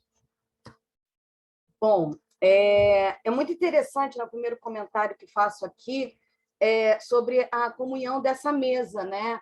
Numa partilha de referências teóricas, que muitas vezes, quando a gente estuda Vieira, há muitas, como tem uma vastidão, né? Realmente imensa de estudos ao longo de muitos anos, é muito comum haver visões muito diferentes, né? E aqui nós temos 3 pesquisadores que trabalham em diálogo com os mesmos teóricos. Eu também vou, né, com o Pécora, o Hansen, a própria Ana Lúcia, que é a nossa referência, né? Salve, salve sempre, aqui no Rio, né, como grande nome, né? A Adma, enfim, a Margarida, todos esses autores que constituem uma leitura específica da obra, né, de Vieira e que me é muito cara.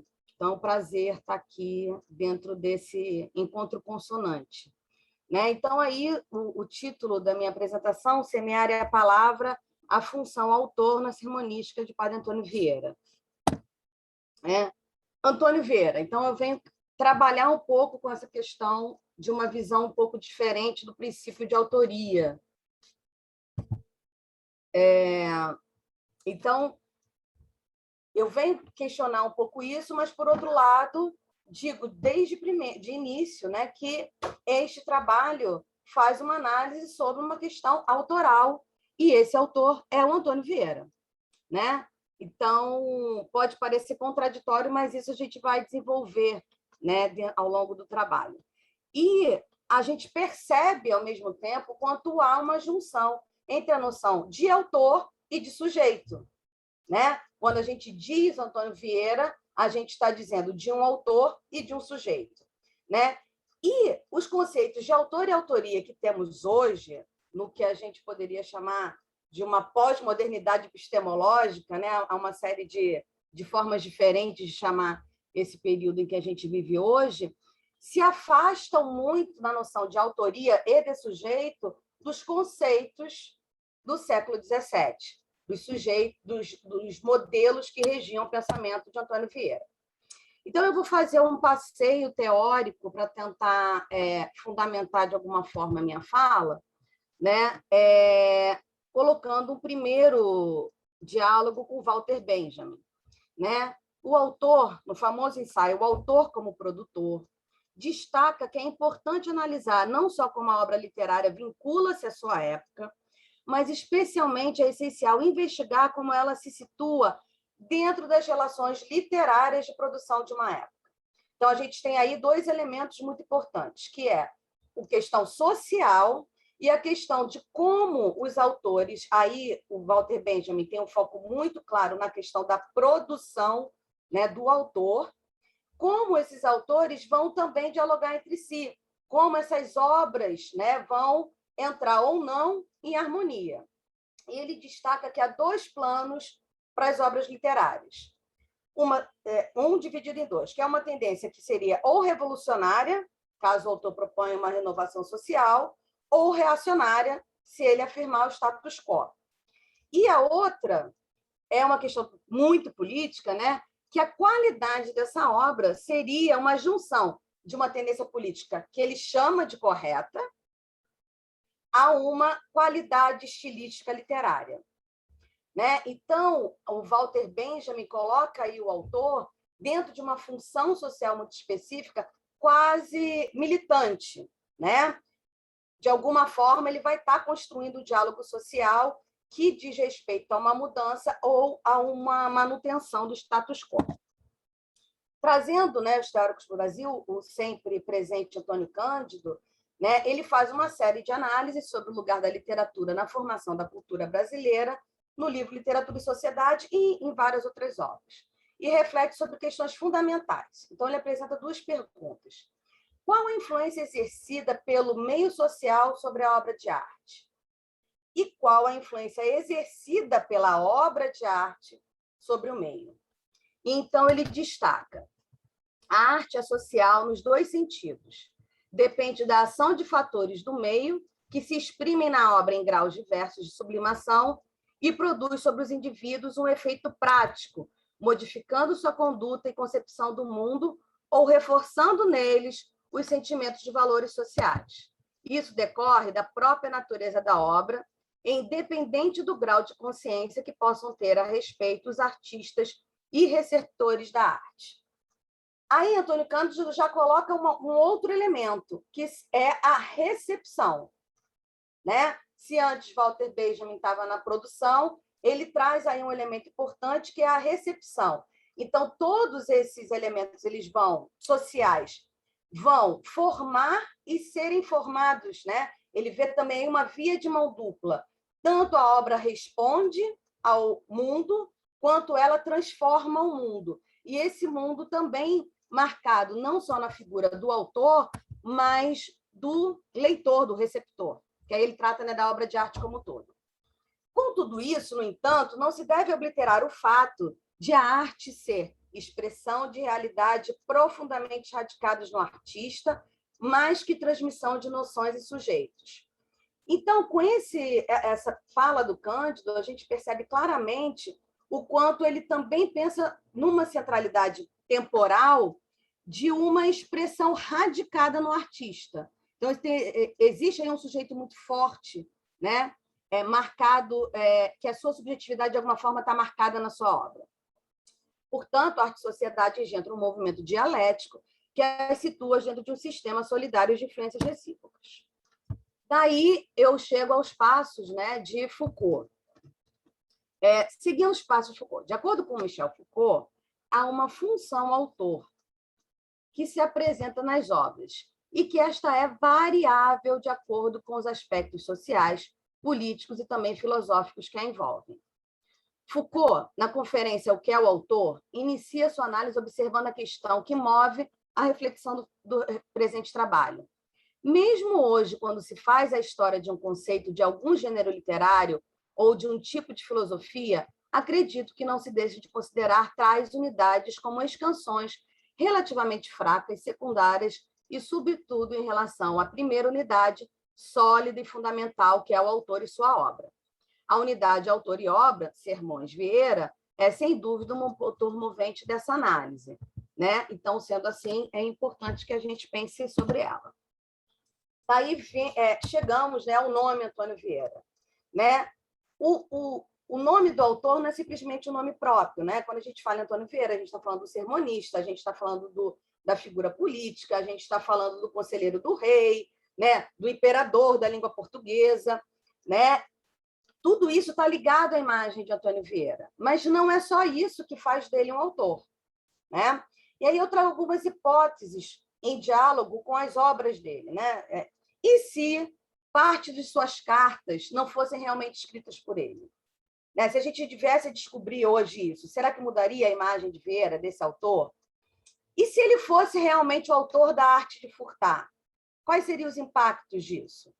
E se descobríssemos, muito pior ainda, que ele não escreveu nem mesmo proferiu seus sermões? Né? Que haveria uma outra persona por trás disso tudo.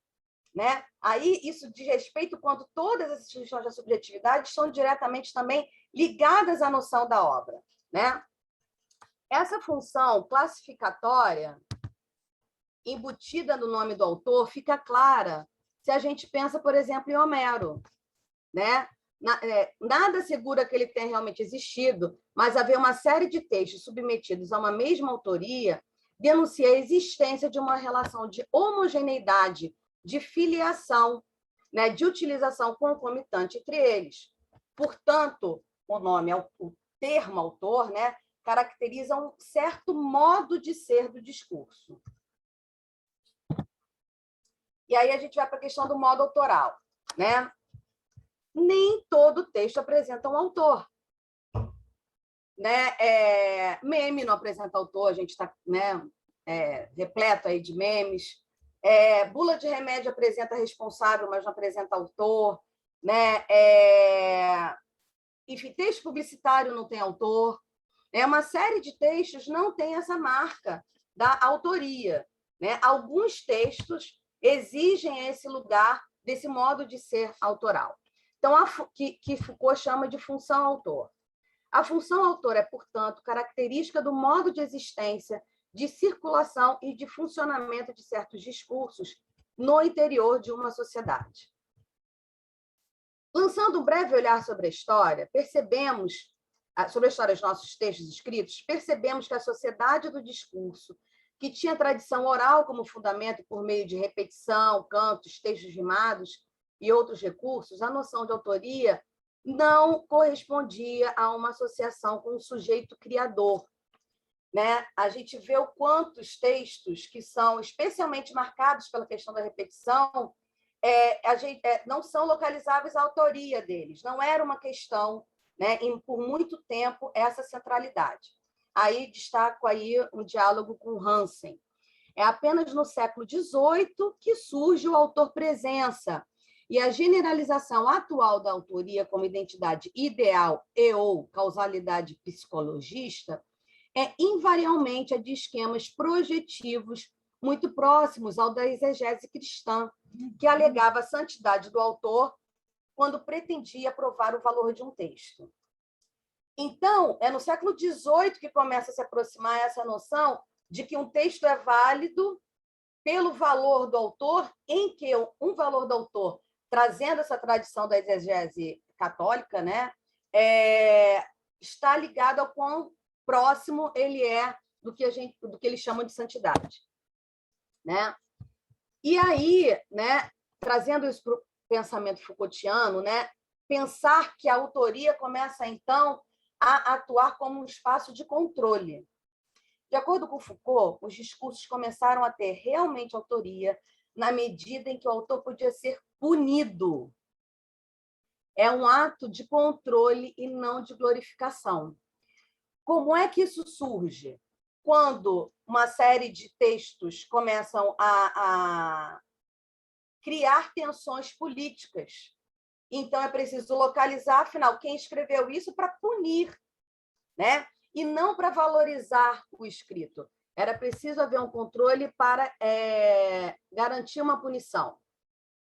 E textos considerados literários atualmente, como narrativas, poemas, poderiam circular sem especificação de autoria, tranquilamente na antiguidade, enquanto textos científicos só eram considerados a partir da referência aos autores que fundamentavam seus discursos, como Sócrates disse, Pitágoras disse.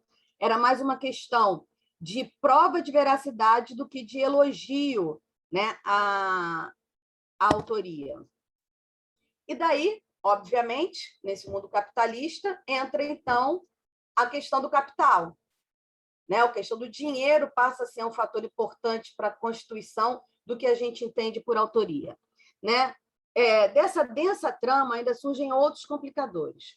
Roger Chartier, no ensaio Figuras do Autor, reconstrói a linha histórica do autor-presença e percebe que o direito da propriedade atrelado à autoria nasce no início do século XVIII por meio de uma estratégia adotada pelos livreiros londrinos.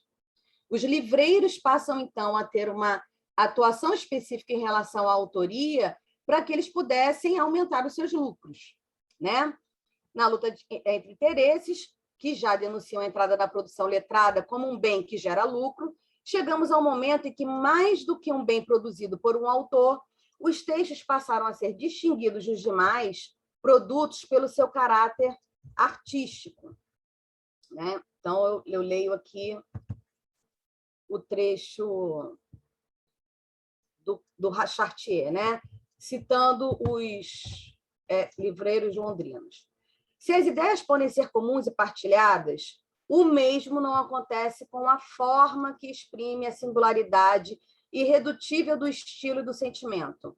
A legitimação da propriedade literária é, assim, apoiada sobre uma nova percepção estética que designa a obra como uma criação original, identificável pela especificidade da sua expressão.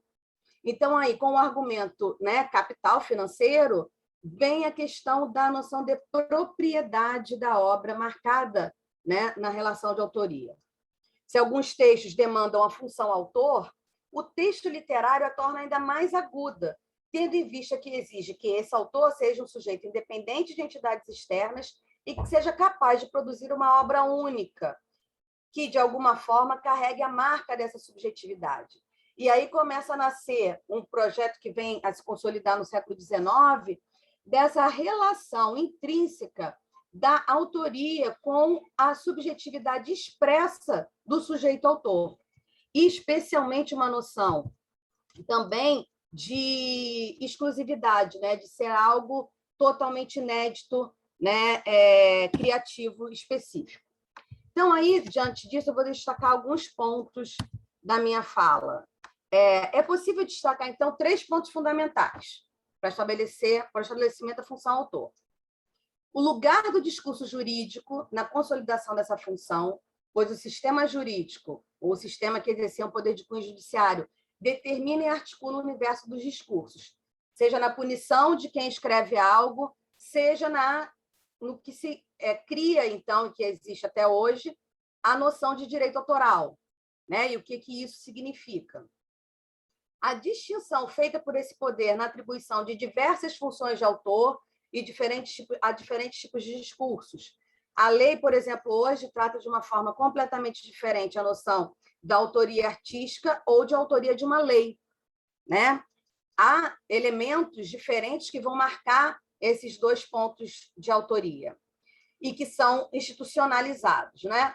E as séries de operações específicas e complexas que determinam o modo como essa operação se opera, função se dá no discurso. E o que significa isso? Como esses autores vão, então, realizar o seu ato criativo, ou o seu ato reprodutivo, né? O seu ato da escrita. Né? É a partir dessas forças que se dá, então, o ato criativo. Fica claro dessa forma que a função autor não se cola a um modelo de discurso espontaneamente. Daí, então, eu venho com a questão da autoria e o exercício da subjetividade. Quando tomamos consciência de que o sujeito não apresenta um papel fundador em todas as manifestações humanas ao longo da história, conseguimos vislumbrar mais claramente esse descolamento entre a autoria e a unidade criativa subjetiva. A liberdade do sujeito foi inserida na ordem dos discursos a partir de uma série de procedimentos complexos, variáveis de acordo com os grupos sociais, e ainda hoje, nem todo discurso comporta essa inserção. É preciso refletir acerca do lugar que o sujeito ocupa no discurso. Qual a função que ele pode exercer? Complementa Foucault. Trata-se, em suma, de retirar do sujeito ou de seu substituto seu papel de fundamento originário e analisá-lo como uma função variável e complexa do discurso. E por que se diz isso? Né? Na atualidade, a gente vive um momento de absoluta potencialidade do que se entende como subjetividade. O exercício do eu, do desejo, do que quer, como pensa, eu sou absolutamente criador, essa ideia é minha, né? Essa arte está descolada de outras coisas, como algo que é profundamente meu. Né? E, na verdade, a gente vai ver o quanto a própria possibilidade de pensar assim é constituída a partir de uma série de elementos complexos. E como esses elementos complexos mudam, essa forma de pensar sobre a autoria também vai mudar. Né? Então, segundo esse raciocínio, aí vem quando a gente cola a questão da autoria como sujeito. Afirma que a função de autor é uma especificação, uma persona, uma face da função sujeito. Né? E aí pensar, o que seria, então, essa função autor nos sermões do século XVII ibérico? Né? Leonel Ribeiro dos Santos faz um brilhante estudo acerca da retórica na teologia do século XV e XVI. Destaca que o domínio, para além da filosofia que mais sentiu de modo decisivo a viragem para a linguagem e a retórica, foi o da teologia, particularmente entre os teólogos humanistas. Esses teólogos, humanistas acreditavam que o homem vive e realiza sua humanidade na linguagem. entendendo que ela não é um simples utensílio da razão, mas sim um elemento onde se forma o pensamento, o meio pelo qual a razão se manifesta. O valor dado à linguagem nessa visão teológica humanista é de efetiva criação. Então, assim como Deus fez o mundo a partir do verbo, fiat lux, o homem também, em consonância com essa divindade, é capaz de criar a realidade. Né? Não é à toa também todo os estudos teológicos e as análises sobre a questão de Adão ter nomeado, né, as coisas da terra. Deus criou, mas foi Adão que as nomeou. Né? Então, a fala, né, a voz, o verbo, enquanto consonância com essa questão divina, ela é efetivamente criadora. Então, a questão da retórica ela vai ter, e da linguagem, um valor muito grande, né, na teologia humanista. E daí, trazendo essa questão, trago uma análise do Sermão da Epifania, né, pregado na Capela Real, no ano de 1662, à Rainha Regente e às Majestades, por ocasião de seu retorno de Vieira a Portugal, depois do quê? Da furiosa expulsão das missões do Maranhão, em decorrência, né, da defesa dos injustos cativeiros e liberdade dos índios. Antônio Vieira constrói seu discurso confundindo a ação pregadora com a própria ação do evangelho. Né? Aí a gente entra com a beleza de ler Vieira, então. Para que Portugal, na nossa idade, possa ouvir um pregador evangélico, será hoje o evangelho o pregador. Esta é a novidade que trago do mundo. O estilo era que o pregador explicasse o evangelho. Hoje, o evangelho há de ser a explicação do pregador. Não sou eu que hei de comentar o texto. O texto é o que há de me comentar a mim. Nenhuma palavra direi que não seja sua, porque nenhuma cláusula tem que não seja minha. Eu repetirei as suas vozes e ele bradará os meus silêncios. Nesse trecho, a gente pode atestar a presença de dois traços fundadores da teologia humanista. Por um lado, Vieira utiliza de recursos retóricos que movem os afetos dos ouvintes por meio da suspensão da atenção do público, apresentando o conceito à primeira vista absurdo, ao inverter seu lugar com o do Evangelho de Cristo, caprichando nas atribuições anamórficas. Por outro lado, ratifica o posicionamento privilegiado do orador como condutor da palavra divina. E o jesuíta faz essa declaração no exórdio de um sermão em que se consagra a vocação e conversão da gentilidade da fé, à fé. Não seria outro seu fim que o de usar a palavra, com P maiúsculo, para gerar uma palavra humana capaz de acender a luz que há nos homens. Né? E aí a gente entra em comunhão tanto com a fala do Tiago com a do Felipe, né? Com a questão tanto performática quanto do divino, né? Que está no mundo e está, então, dentro dos homens, essa luz que é acessível de alguma forma. Né? Seguindo, né, esses passos, recorre, então, Vieira à luz das estrelas para ilustrar a missão do pregador. Começando pelo amor e veneração dos gentios, aquela estrela que trouxe os magos a Cristo era uma figura celestial e muito ilustre dos pregadores da fé. Que ofício foi daquela estrela? Alumiar, guiar e trazer homens a adorar a Cristo, e não outros homens, senão homens infiéis e idólatras, nascidos e criados nas trevas da gentilidade. Pois esse mesmo é o ofício e o exercício não de quaisquer pregadores, senão daqueles pregadores de que falamos, e por isso propriamente estrelas de Cristo. Então ele vai aí, né, fazendo uma relação dos pregadores com a estrela do Oriente, que guiou os 3 reis magos, né? E faz isso numa autodefesa, porque ele está ali, depois de ter sido expulso do Maranhão, diante, né, da majestade. Então, o pregador do evangelho, o homem dotado da palavra como outro qualquer, só se torna um digno porta-voz de Deus quando é plenamente imbuído do poder criador divino, quando consegue estar em consonância com a natureza discursiva e multiplicativa do verdadeiro Criador.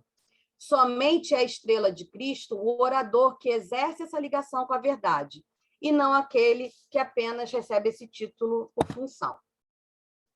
Ao retornar a Portugal, expulso como outros jesuítas da missão do Maranhão, por conta da intolerância de sua ação político-evangélica das colônias, Vieira, diante da corte, reafirmava as ações de sua fé, valorizava sua postura de sacerdote no esforço de disseminar a fé cristã entre os povos pagãos.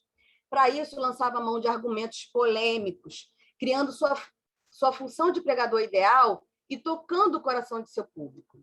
Pois vamos agora, citando Vieira, pois vamos agora seguindo os passos daquela estrela do Oriente até o presépio e veremos como as de hoje, vemos tão mal vistas e tão perseguidas, não só imitam e igualam em tudo a estrela dos magos, mas em tudo a excedem, com grande vantagem.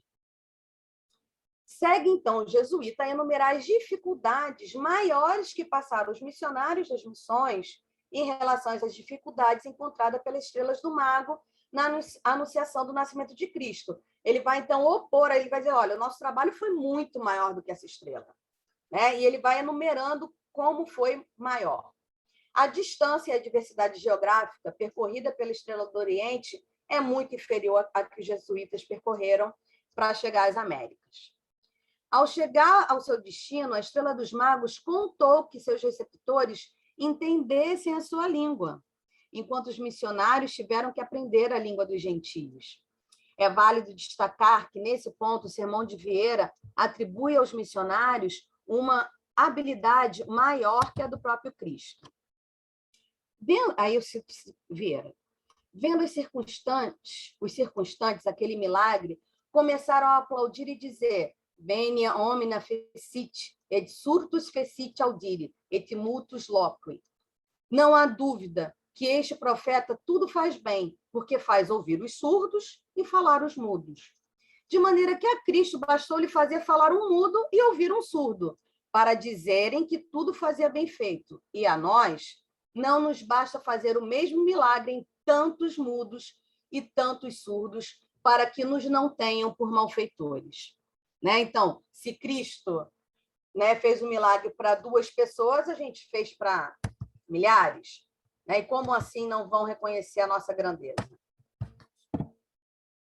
A estrela dos magos iluminou onde eram vistas, né? Aí outro ponto, né? A estrela dos magos iluminou onde eram vistas, sobre os magos ela se tornou notória. Já a estrela dos missionários iluminava onde ninguém via, ao lugar, citando Vieira, mais desluzido e no canto mais escuro de todo o mundo.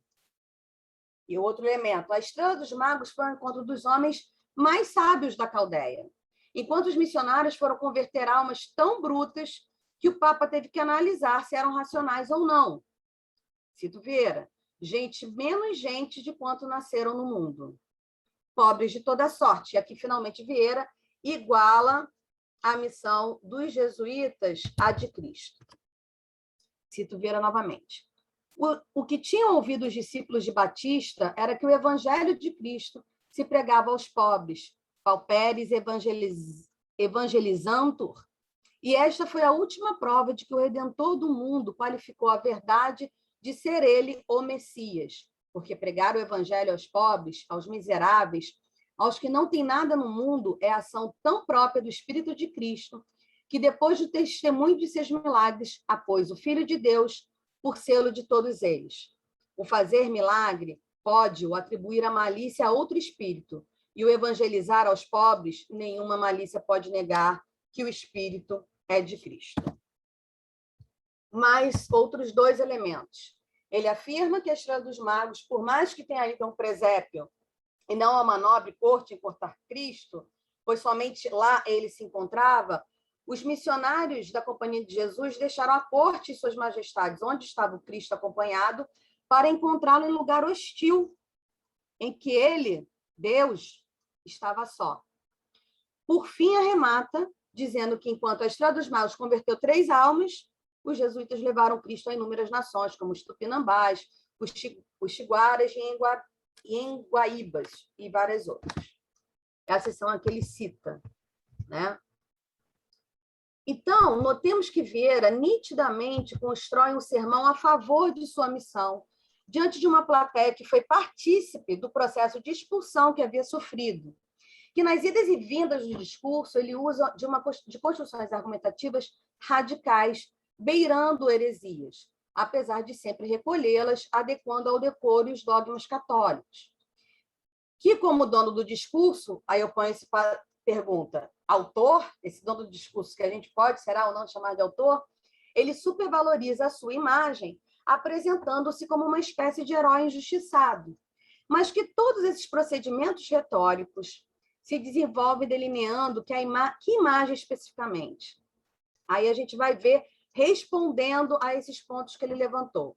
Seguindo os tópicos previamente apresentados, podemos identificar a fisionomia. Que fisionomia? A, de fiel devoto à missão encarregada por Cristo, que não teme as dificuldades que foram enfrentadas. B, homem que multiplica suas habilidades em nome da salvação, ordenada por Cristo, de almas perdidas. C, cristão que faz o bem não em nome da notoriedade, mas somente em nome dos ensinamentos de Deus. D, imitador de Cristo e pastor de ovelhas desgarradas, que exigiam maior trabalho em seu resgate. D, imitador de Cristo, E, pastor de ovelhas, e F, profeta, semeador das palavras.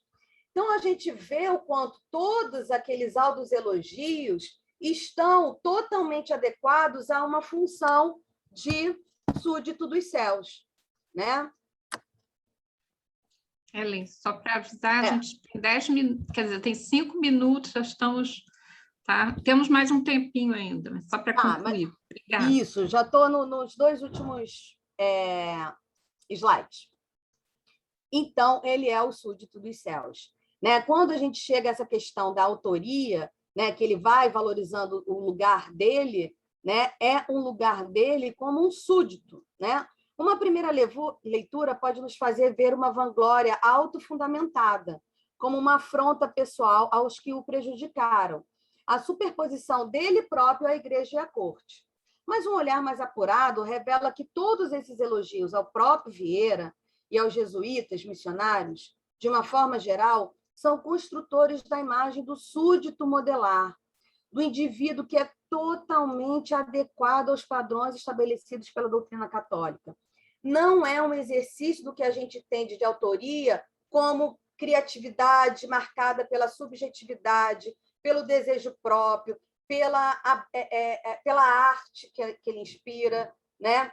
É um lugar de submissão. Ele é, quão melhor autor, quanto mais submisso, quanto mais adequado a algo externo e maior a ele, né? Então, nisso, esse espaço do eu se apequena. O que Vieira, um sermão, eu não vou lembrar agora o título, chama de eu, não eu, né? E, nesse sentido, esse eu que fala no discurso deve ser respeitado, admirado, seguido, tendo em vista que está tão próximo de Deus por meio dessa devoção integral, que seu discurso torna-se poderoso. O orador só torna-se um verdadeiro porta-voz, e leia-se aí alguém como alguém que porta, que leva essa voz, quando consegue aproximar-se mais do que o demais da luz geradora da palavra, criadora por excelência. Em um contexto tão codificado do ponto de vista político, social e eclesiástico, como já vimos, o discurso da tradição toma um peso imenso e toda criação ganha caracteres do metafísico, de uma relação participativa com a única força criadora existente. O homem só cria quando participa com Deus em suas habilidades de ser racional e, particularmente, quando participa com Deus na disseminação da palavra, portanto, a voz que ele, Deus, caridosamente o permite carregar. Né? Encerrando aí minha fala, né? Seguindo, né? Então, que autoria é essa de Antônio Vieira? Né? Seguindo essa sacralização do discurso, Vieira, ao final da vida, tornou-se o escritor, autor de seus sermões, obedecendo às orientações de seus superiores. O jesuíta retomou e escreveu sermões proferidos por toda a vida nos mais diversos lugares, em situações das mais distintas. E a principal motivação para esse recolho e registro da obra sermonística passava justamente pela garantia de integridade da autoria da obra. Como os sermões eram proferidos, muitos ouvintes compilavam e distribuíam livremente seus ditos, mas sem o crivo do autor. Não no que concerne a propriedade sobre o texto, mas sim a adequação que somente Vieira poderia dar ao discurso por sua autoridade, não como sujeito, mas como porta-voz de Deus, como um instrumento muito bem capacitado, devidamente afinado para fazer soar os puros acordes da canção sacra. A Igreja pretendia, entre outros motivos, evitar que os discursos inadequados recebessem um valor de autoridade relacionado ao nome de Vieira. Autoridade esta, repito, alcançada pela sua função social e política, que o possibilitava falar em nome de, no caso de Deus e da Igreja. A função autor nos textos sermonísticos, no século XVII ibérico, tinha toques do Altíssimo, justamente porque a função sujeito de então era a de súdito dos céus, adiante que entrega-se à verdade para abandonar-se no espelhamento do único ser que realmente é, de forma independente e plena. Com isso, eu encerro minha fala. Espero não ter passado muito. Obrigada, Kellen. Não, foi interessante a sua... Todo mundo passou um pouquinho, era meio inevitável, né? Com uma mesa com sermonística, Vieira com essa profundidade. Eu achei interessante que cada um pegou um aspecto, né? Poderiam ser tantos outros, né? Vieira é um autor múltiplo, né? A gente pode enxergar. Eu fiz aqui só umas observações, a gente já tem, acho que, uns 8 minutos, né, para comentário geral. Pediria a vocês que abrissem os microfones, a gente pode conversar um pouquinho para encerrar. Mas o que me pareceu muito interessante, em todas as falas, apareceu essa questão, né, do teatro do mundo, né, e de Vieira como sendo o olho e o discurso, né? Quer dizer, essa retomada, esse discurso que se dobra, não é? Que se dobra porque ele se dirige aos fiéis, né? Se dirige ao próprio poder, né? E foi um pouco que o Felipe e o Tiago mostraram, né? Aí, tanto o poder religioso quanto o poder, né? O império e tal, né? Os governantes. E também um discurso que também se dirige a Deus, né? Esse virtuosismo do discurso de Vieira é muito interessante, né? E o que acho que foi a Kellen que trouxe, né, um fragmento do Vieira, foram vários aqui, o texto é o que há de comentar a mim, né? Não é ele que vai comentar o texto, é o texto. Eu achei também assim interessantíssimo, né? Como é o texto que o comenta, quer dizer, e aí eu termino até pegando um pouco o que a Kellen falou, que é a questão da autoria, né? Que autor é esse que, na verdade, a palavra, né, tem toda a força. Vieira é a palavra, né? Vieira é o discurso, né? Um discurso que, ao mesmo tempo, está ligado ao mundano e ao sacro.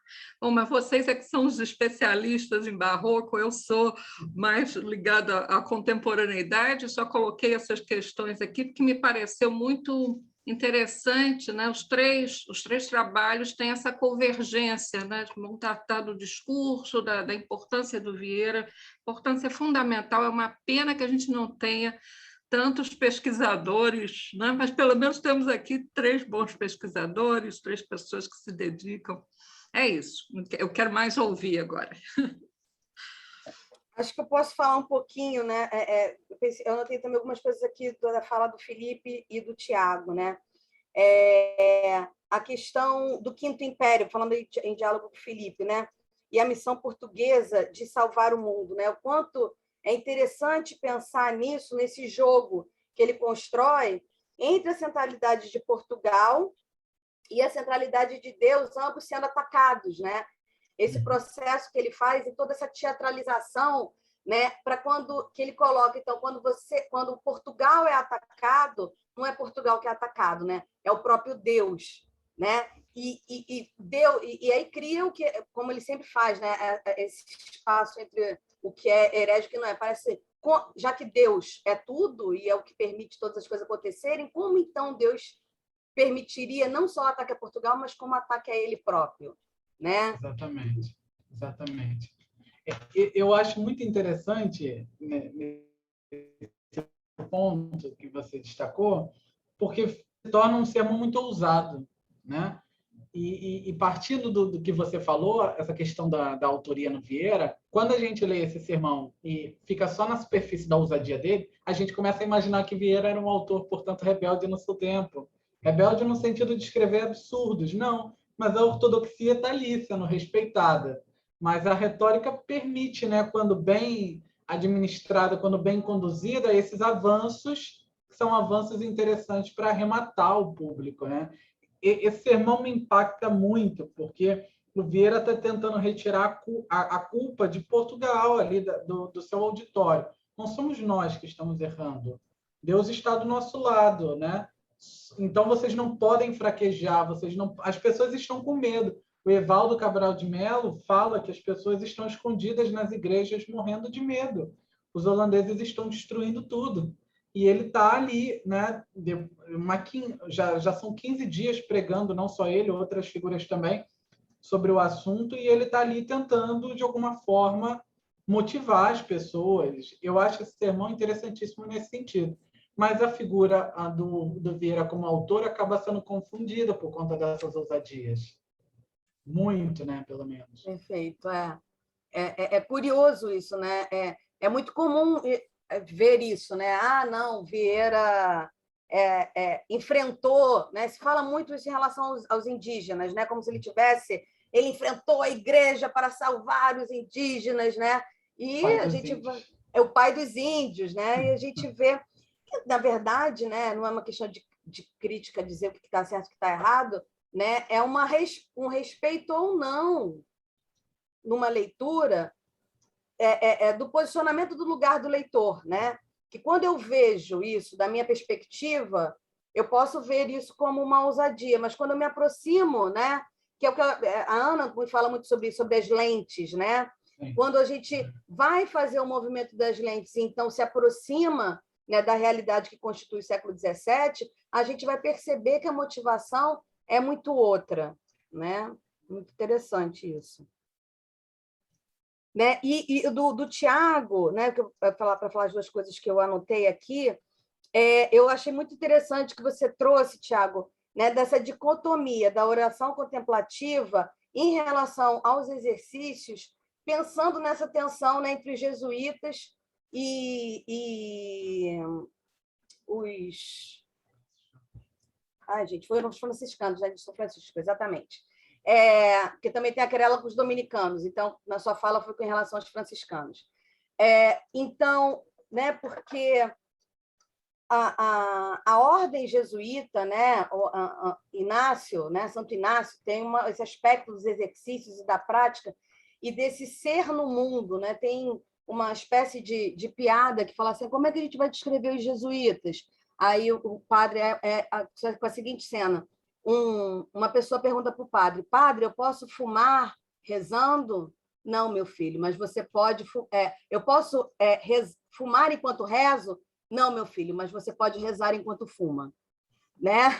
Acho que é bem essa realidade jesuítica, né? Porque ele está em contato, ele sabe que é no mundo que Deus faz, e esse projeto que é um projeto megalomaníaco quase, né? No mundo inteiro, no momento em que não há essa facilidade de acesso, a gente fala assim, não, a gente vai dominar o mundo. E como é que você domina o mundo? No mundo. Né? E, por outro lado, essa questão de Deus como um mistério, como o Tiago traz, né? Essa questão do mistério. Mas como é que é esse mistério? É um mistério que está no mundo, então, onde está esse lugar então, da oração, né? E da prática, né? Religiosa do mundo, né? E, né, Kevin, eu acho que essa visão, né, do Vieira, essa visão jesuítica da presença de Deus no mundo, não só como um ser que precisa ser atingido, mas aquele que vem ao encontro do homem, é muito franciscana, na verdade. Eu tenho até uma hipótese que eu preciso formular melhor, mas que a teologia jesuíta, na verdade, foi influenciada por uma teologia franciscana, né, apresentada como própria.